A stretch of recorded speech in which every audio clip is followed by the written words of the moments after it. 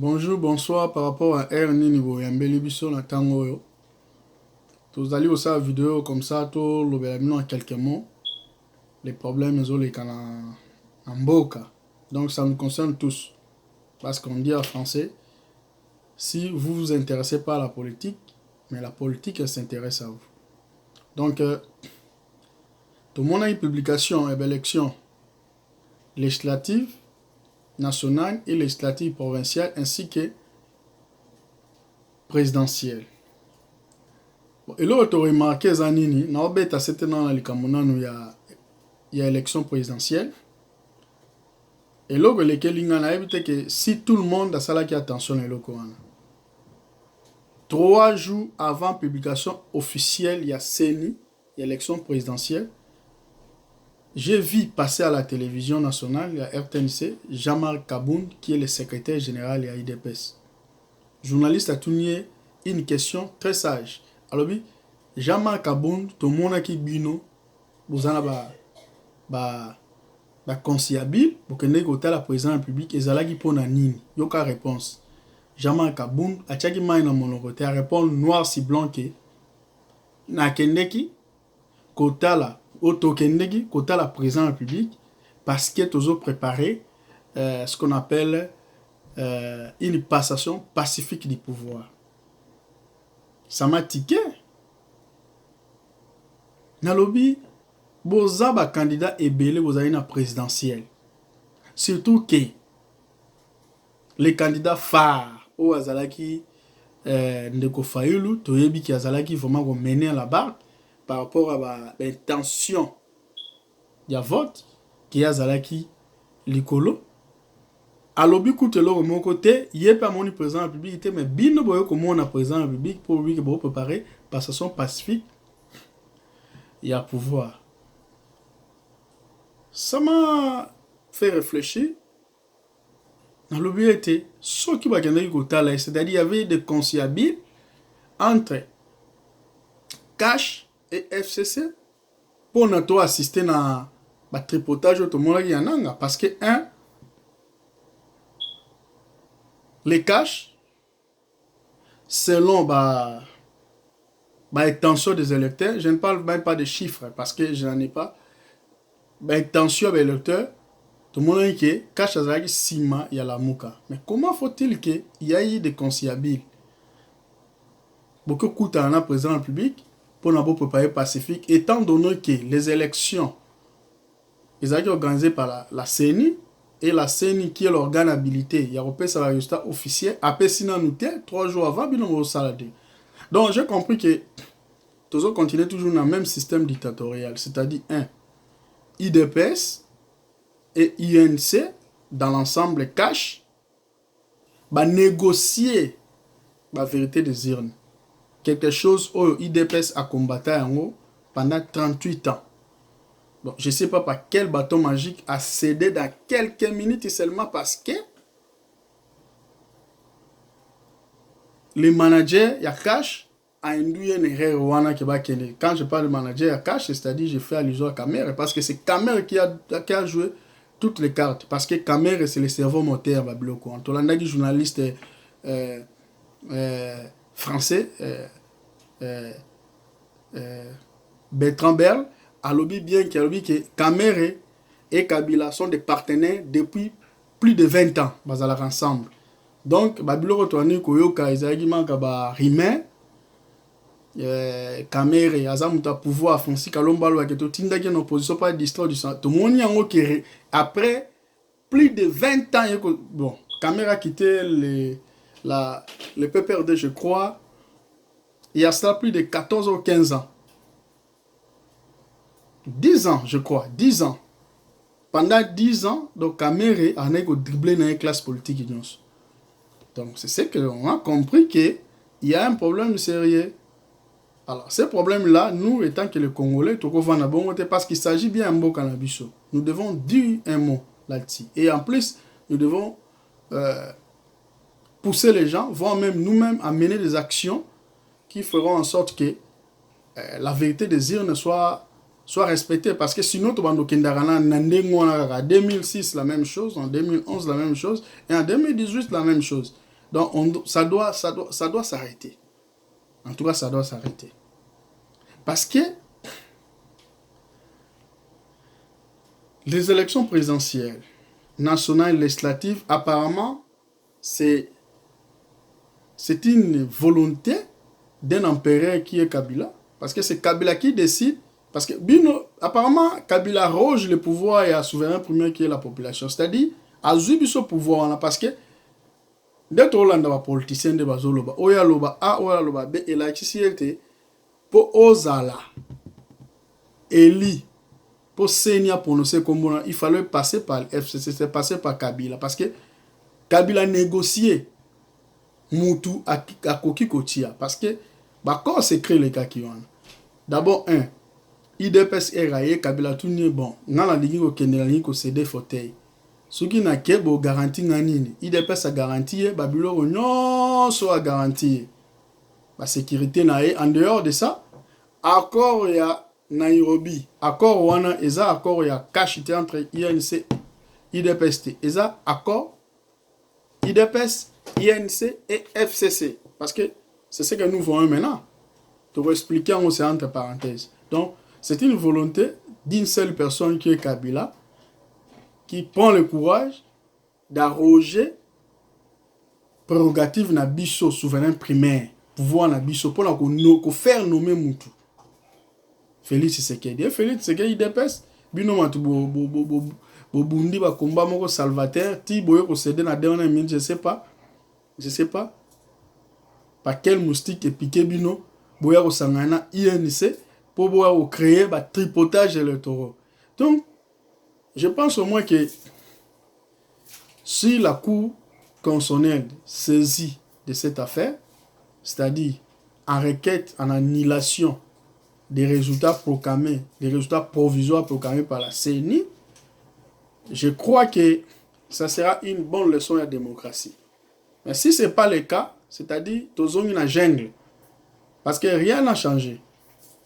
Si total seulement, tout contestation et un résultat, tout est dans l'hypothèse où Félix Tshisekedi a joué un période, a prêté serment le 22, la date prévue pour l'investiture, et a bandit au sala. Quels sont les problèmes qu'ils vont se poser? Premier problème, dans les juristes, en tout cas, dans un angle, on a se poser. Na évité conciliable ligne au sala que majorité a cédé parce que va céder les nos fauteuils boza présidence. Oui. Mais tout l'année publication d'abord parce que ça partiel les a totalité parce que on doit avoir 500 députés nationaux élus. Mais pour l'instant, nous avons encore 475, c'est-à-dire ça reste la ville de Beni, Butembo et Yumbi. Les deux raisons ni repousser qui élection kuna des raisons il y a eu la raison sanitaire et puis la raison sécuritaire. Tous autres là le 15 mars comme ça tu va te confronter sur les 500 députés nationaux mais et comme inutile pourquoi parce que de un des gens makambo ezala qui faisait zala après et c'est salemi déjà les FCC avec le système Kabila ba frotté déjà maboko parce que baza ba vainqueur bangonde pour l'instant baza ba vainqueur parce que ceux qui ont tali bien na publication Tolanda qui lobby ananga a publié 475 députés nationaux élus provisoirement. Vous verrez que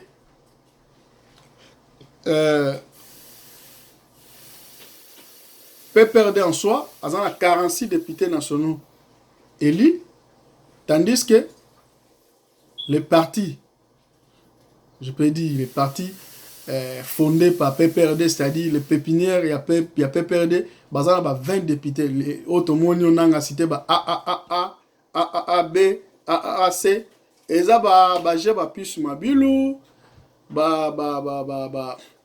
Koko Nyangi, et ça va cliquer na bango na ya FCC va créer un parti parallèle nous to benga bango pour conforter ba réalité oyo tozomona lelo. Alors, si on tali dans l'ensemble, le FCC en soi a déjà 288 députés nationaux. Au moins la conséquence, tandis que la Mouka dans l'ensemble, je crois, dans les 96 députés nationaux. Et puis, la coalition, Balobi qui coalition, 38% a gagné l'élection. N'a que, si je fais le calcul, 46 députés nationaux. C'est vraiment inadmissible. Dans un pays sérieux, même si vous représentez pas Mundele, n'habitez pas comprendre parce que l'élection ça l'a mis d'une manière directe, les critères qui direct, et en tout cas l'élection qui triplé législative nationale, provinciale et ainsi que la présidentielle. Et ça l'a mis au même moment, d'une manière simultanée. Parti au Bobi entre guillemets avec les tripotages de chiffres, Bobi que Bangonde baza premier la course. Comment même parti ou baza premier la course, va se retrouver dans 46 députés nationaux. Pas parti mais coalition, je parle de coalition. Je fais allusion à Cash, j'ajoute INC et puis le malheureux Kike Moulumba avec sa plateforme. Parce qu'il a échoué dans Massimani Mbakunda. Donc, ça la calcule au monde déjà majorité présidentielle, Aza na 288 députés nationaux. Bino Bolobi Toti la Bino, vous êtes des frères, tous en a besoin Congolais à l'entête, déjà Congolais à Zawana, to soutenir, to boïté to soutenir. Mais avec quelle politique? Si c'est qu'elle c'est un Congolais, ça a gagné un période, a gagné l'élection dans tous les niveaux que Tshisekedi a dirigé, il dépasse diriger. Non, Congolais Mota Roboya. Congolais Mota Roboya. Mais et l'autre Tozoboya Zaki, le système Yakabila Ezaka Kezo demeuré. Pendant que biso to fustigé en IDPS et INC bazo kumise en bazo jetele biologie. Le problème place c'est ça moi. C'est on est entre parenthèses nazonina 288 députés nationaux élus, il y a FCC. Alors conséquence ces années parce que l'article 78 de la Constitution lobby les présidents de la République non les premiers ministres au sein de la majorité parlementaire. Alors, selon l'esprit de la Constitution, quand on parle de majorité parlementaire, on fait allusion à l'Assemblée nationale, pas le Sénat. C'est ça la majorité parlementaire au Congo. C'est ça l'esprit des constituants, c'est-à-dire les gens qui ont rédigé la Constitution. Donc, quand on fait l'esprit et la lettre, il y a disposition là, la majorité parlementaire, on fait allusion aux 500 députés nationaux élus. Alors, pour former le gouvernement ou pour faire sortir le premier ministre, on a besoin de 250 députés nationaux plus 1. Et ça, c'est une majorité absolue. L'Assemblée nationale pour tous les députés, tous les premiers ministres. Alors, FCC Yemoko sans coalition, parce que la Constitution dit si cette majorité, on a alinéa D à la Constitution, il y a tempérament à disposition en article 78 il y a Constitution la précision. Si cette majorité n'existe pas, on procédera par la coalition. Mais dans le stade actuel, on n'a pas besoin de coalition. On n'a même pas besoin de coalition. Parce que déjà, FCC Mougazan a 88 députés. Or, tout ça a besoin de 250 plus un député. Pour ça, la majorité absolue. Donc, FCC Yemoko, avant de Yemoko, alobi non, bino bomba ba député na bino, biso moko, ba sali ba obimi sa premier ministre. Parce que baza déjà baza majorité absolue. Baza la majorité absolue dans l'Assemblée. Première conséquence, ba membre bureau. Bango baza la majorité absolue. Ba membre bureau ba vous allez installer. Ba vous allez ya bango. Président de l'Assemblée nationale, premier vice-président, deuxième vice-président, questeur, rapporteur adjoint, Alors, sans pour autant compter, le groupe parlementaire, il faut créer l'Assemblée nationale. Alors, tant que nous déjà dans 288 députés nationaux, nous avons en faveur de créer déjà plus de 10 groupes parlementaires. Parce que il y a des auteurs français qui disent que l'Assemblée nationale ou le Parlement, c'est le thermomètre de la température d'un état de droit. Parce que bango bazana ba mission ebele. Bazana ba mission ya contrôler l'exécutif, bazana mission ya ko la biso ba loi, bazana ba mission tellement ebele. Bako jouer na mboka. Donc tout passe par là. Alors, tango bango baza minoritaire.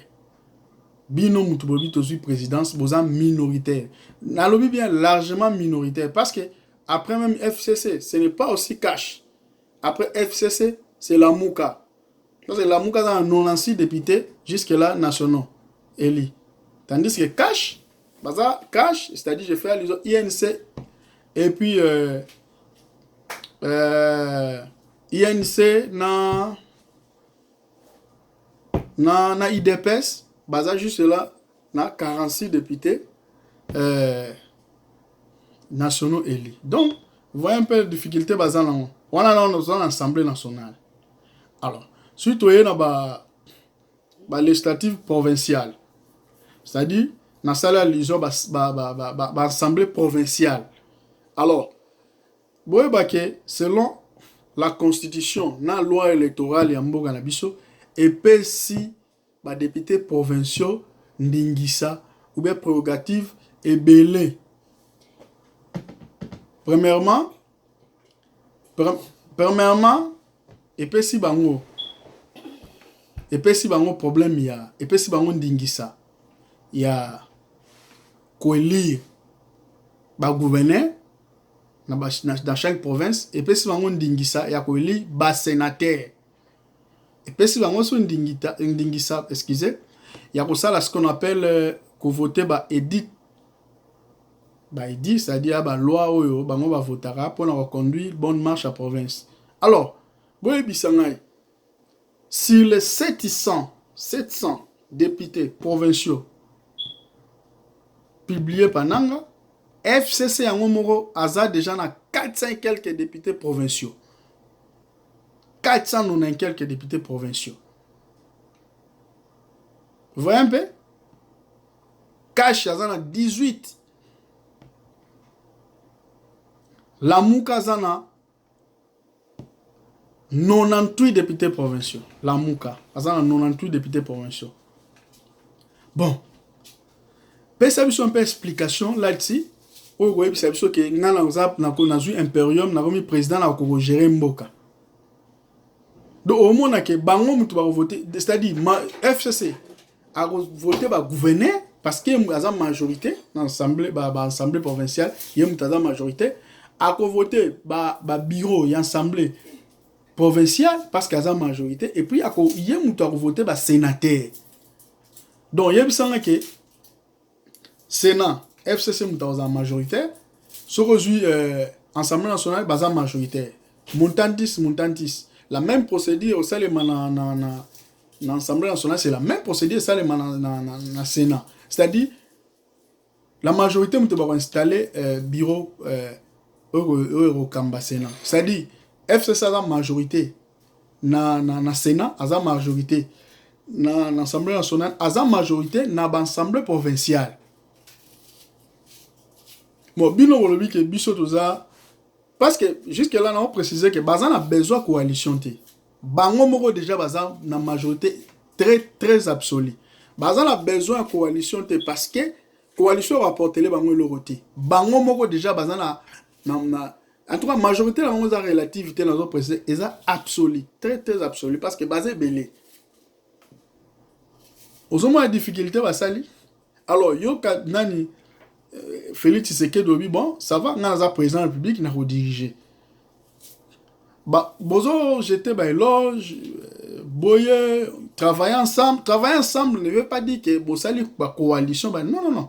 Travailler ensemble au majoritaire, c'est-à-dire bango pe bazo qui peut ba institution msusu. bien que bino bozu présidence aux président de la République. Alors selon la constitution na biso pesi prérogative na premier ministre. Le premier ministre est le chef du gouvernement. Le président de la République règne mais ne gouverne pas. Celui qui gouverne, c'est le premier ministre.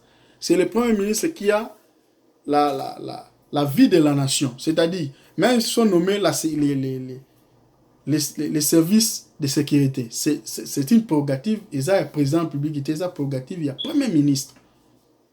Parce que déjà, bon, écarter l'hypothèse, parce que bango déjà bazar janani. Ata botombo ki bomati bolobine, ils ont coalition te bosala na FCCT.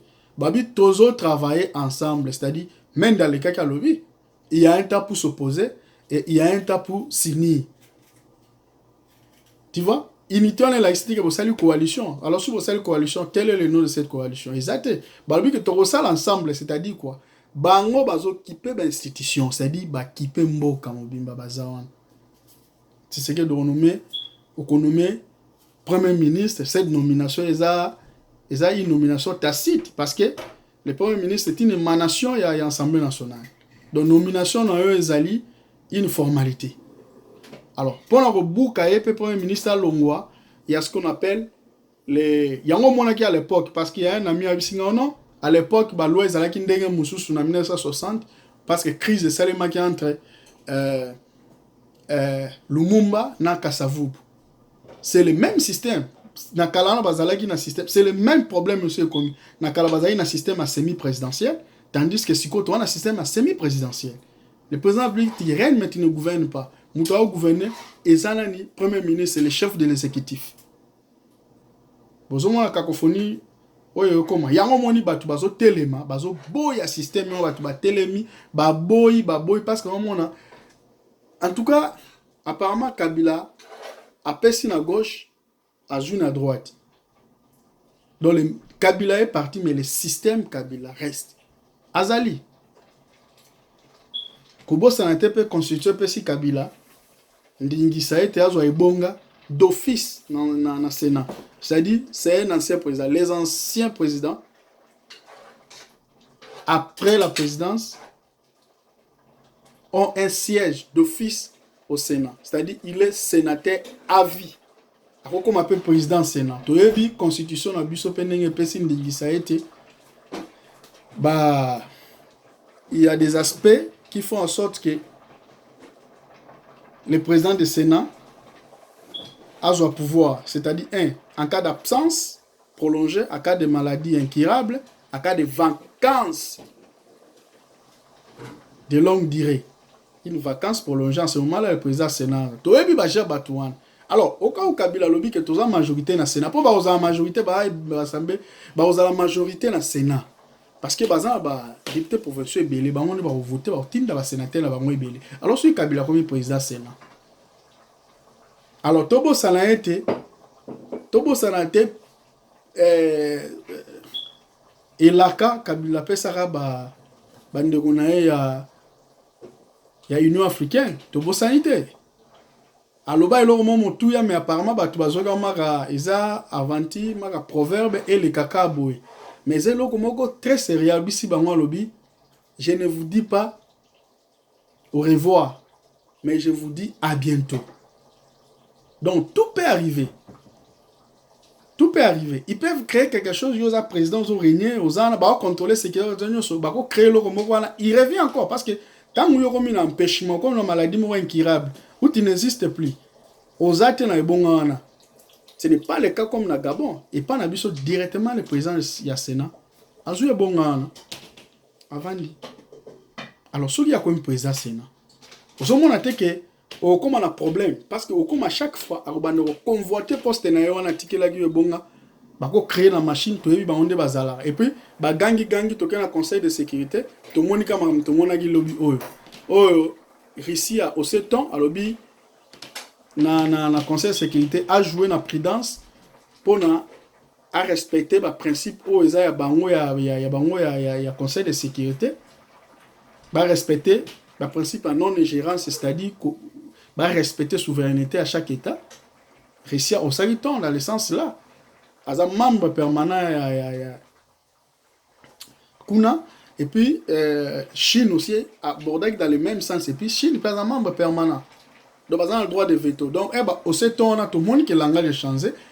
Le Conseil de sécurité a joué un la prudence. A joué la prudence. A tiki baba Congolais bango moko va décider si sort à pays na bango. Et zamaka ba pesi bino passe na carré pour Tchabi. Ba pesi ba Congolais. Est-ce que cette communication ils ont relayé dans la terre politique il y a la moukobe opposition ou bazo contester le système actuel ou bien bazo contester système à devenir ou nani Tshisekedi dazolinga asala na bato FCC. Il faut couper sa communication là, que le Conseil de sécurité a lobby parce que tout ce que la France a demandé, tout ce que l'Allemagne a demandé, tout ce que le Royaume-Uni a demandé, tout ce que la Belgique a demandé, c'est quoi?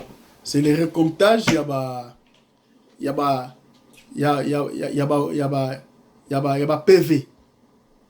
C'est ce qu'aussi prévoit la loi. La loi lobby que à chaque affiché chiffre bo fichier on te dit de manière imaginaire pour bo tripoter beaucoup afficher parce qu'il y a eu des centres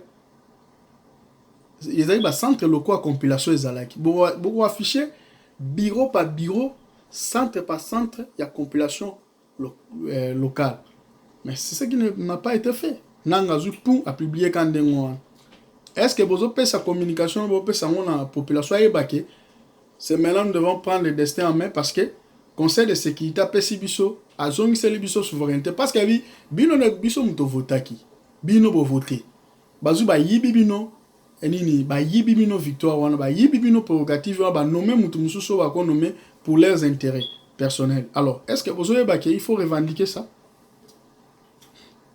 C'est ça le problème aux populations zo batté aux hommes. Et ça problème aux populations zo batté. Ils ont un problème très sérieux.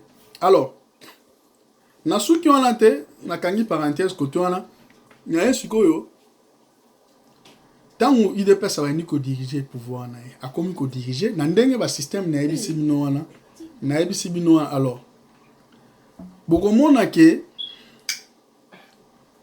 cohabitation est comme difficile parce que Kabila tout a contrôlé l'institution a contrôlé wana on a ebisi bino wana c'est vraiment il contrôle tous les pays.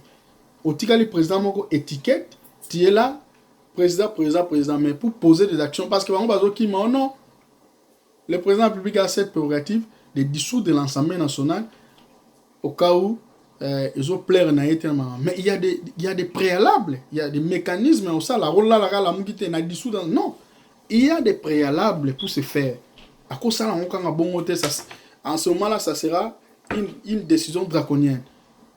Oyo kozali ba ko attaquer ngopé. Akosa la bongote.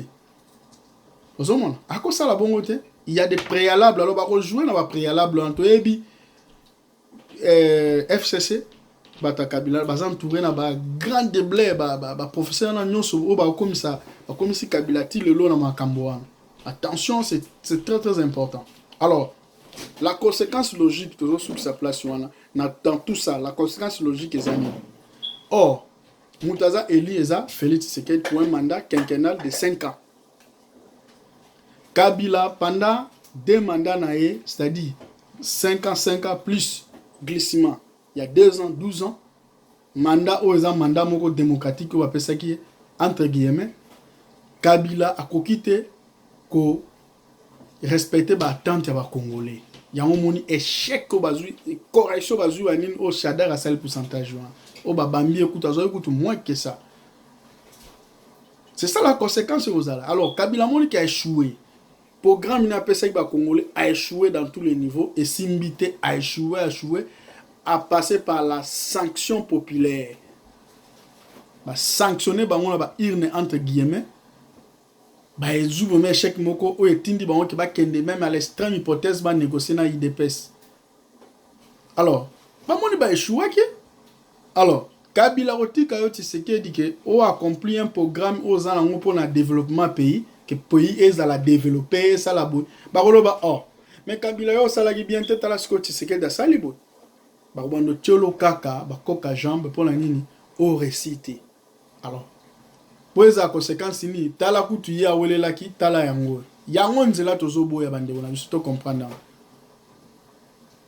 tozana ba considération tribalité tozana ba considération d'abord politique té tozana ba considération moko objective état que ba congolais nde tozo raisonner ozomona bakotikela ote ntango bazala basimbi ba province bango basimbi bani sécurité bango basimbi surtout que eloko wana azobosana surtout que bino mona corps bosignaki na Nairobi bosedele bango secteur nyonso sensible ya pays bosedele bango finance bosedele bango banque centrale bosedele bango défense bosedele bango ministère ya justice bosedele bango ministère ya finance. Dis-moi, vous allez gérer quoi? Parce que c'est pas aujourd'hui que vous pouvoir vous le non, vous devez respecter votre accord. Parce que nous avons lobby que déjà vous régner qui va signer déjà un accord vous avez créé la mouka na Genève. Vous régner qui déjà maintenant accord vous respecter un peu. Alors si vous respectez qu'est-ce que vous allez faire? Vous avez d'abord des exécutifs provinciaux, vous avez une assemblée provinciale, vous avez un sénat, vous avez une assemblée nationale. Bozangi service de sécurité, bozangi finance, bozangi défense, bozangi intérieur, bozangi justice. Et qu'est-ce que vous allez faire? Comment vous allez exécuter votre programme étant que président pendant 5 ans? Ozomona, cacophonie yango na conséquence de tout ça yango na yango biso ba Congolais to fungola misu to linga eloko wana ti. Donc main dans la main to simbana, to landa, to misu na biso za la braquer vers la cour constitutionnelle par rapport ya requête en annulation des résultats provisoires proclamés par CENI.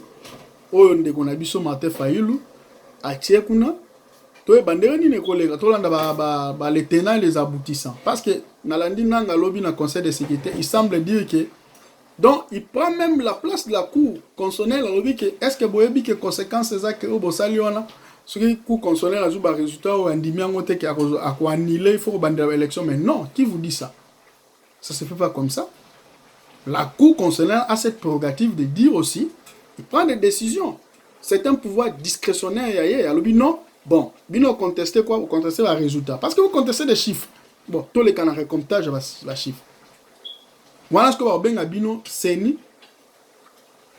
Vous allez comme expert, vous avez loi prévoir. Or, vous avez fallu attaquer, décision attaquer IDP sur Félix Tshisekedi. Vous avez attaqué, décision à CENI. À principe, selon la loi, CENI face à la partie principale opposée. Mais, tout le monde a dit que CENI, selon la loi, vous avez comme expert. Alors, tant que vous avez comme expert, la CENI va se comporter comme partie principale au procès. Parce que Tshisekedi a peut-être, bon, d'abord Tshisekedi était dans le cash, comme intervenant volontaire. Parce que leurs intérêts sont mis en péril. Comme intervenant volontaire. Mais la partie principale au procès, c'est la CENI. Mais la loi est bonne qui a la partie principale.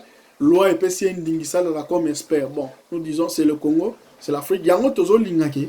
Ko balaye classe politique ko pona kozongisa kozonga même dans l'ordre constitutionnel ko bongisa constitution la biso zaki bafoué parce que la constitution congolaise aujourd'hui n'existe pas. Il faut que bongisa yango nyonso ba bebisa ki Kabila tripoté, il y a des dispositions taillées simezi otozo linga to bongisa ngo po ete lobby mboka e kambama parce que ba loi ba ne kozwa natango ya Kabila ba loi azwa eza ba loi moko eza bien te pona mboka azwa dans une situation. Je ne peux même pas appeler ça antidémocratique, mais dans une situation de tyrannie. Vraiment, il faut tout l'andelango à la loupe. Donc, je pense au moins que to braquer biso kuna na cour constitutionnelle, to eba elo konini oyo koleka kuna, comme ça to eba à la longue, to eba prochainement, ko ça la exposer mususu pona nini to eba ete biso ba na mboka, to eba ete ba vérité oyo bana mboka ba zuna se ambula tomoni ba kei ko voter avec cette volonté là ko yiba ba bisu ba kati ba pongi ba bisu ba longo ba 23h ba lalité pour être ko participer na sanction populaire mais cette sanction populaire est volée par la volonté d'un seul individu qui est Kabila. Donc nous devons réclamer notre souveraineté parce que la prérogative d'élire ou de choisir le président n'appartient pas à M. Kabila et Nanga. Cette prérogative appartient à la population qui est les souverains primaires. Donc nous pensons au moins que nous allons révoquer, nous allons réclamer notre victoire jusqu'à la fin. Donc,